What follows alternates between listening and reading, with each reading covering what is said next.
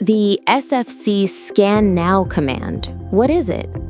The system file checker scans Windows system files and repairs any that are corrupted, missing, or modified.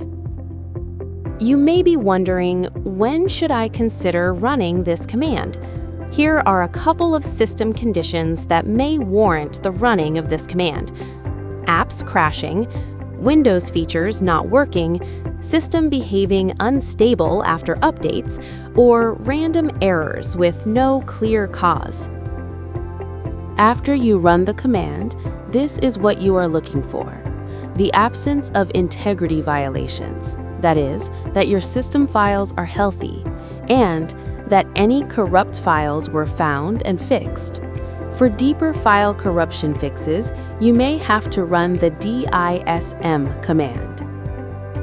The scan may take a bit. I'll fast forward and we'll take a look at the scan results.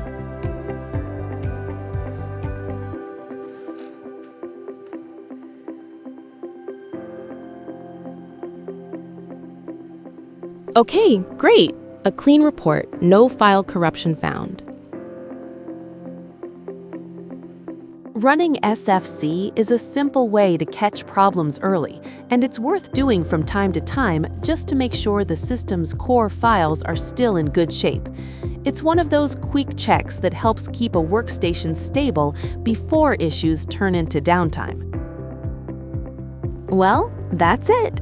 I hope that you enjoyed this video. Visit the channel for similar demonstrations. Goodbye for now.